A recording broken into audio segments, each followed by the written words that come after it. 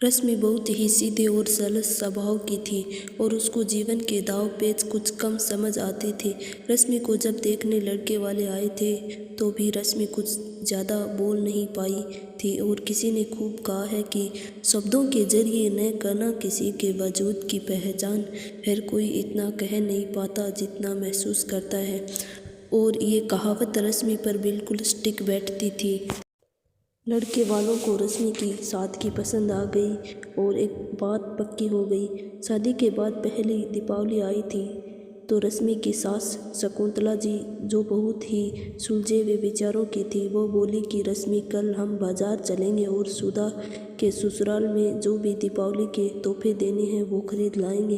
पहले मैं अकेली जाती थी, अब मैं तुम्हारे साथ जाऊंगी। रश्मि सास के साथ गई तो वो बहुत बड़े बड़े शोरूम पर उसे ले गई गिफ्ट खरीदने के लिए और कपड़े लेने के लिए, क्योंकि रश्मि मिडिल क्लास से थी तो वो कभी ऐसी जगह पर नहीं गई थी, तो उसको बहुत अच्छा लग रहा था। सब उसकी सास की इज्जत करते थे क्योंकि वो उनके यहाँ अक्सर आया जाया करती थी। जहाँ ये सब रश्मि को अच्छा लग रहा था, वहीं उसका दिल बैठा जा रहा था कि उसके मायके वाले इन सब की बराबरी कैसे करेंगे, क्योंकि दीपावली के बाद भाई दूज भी थी और जब उसकी ननद के लिए इतना सब हो रहा था तो उनको भी शायद उम्मीद हो जाए।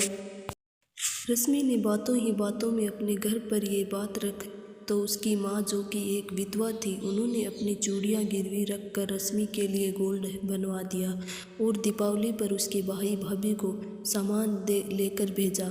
सब ने खाना खाया और रश्मि किचन में बर्तन रखने गई तो शकुंतला जी ने कुंदन, रश्मि का भाई, से एक बात कही।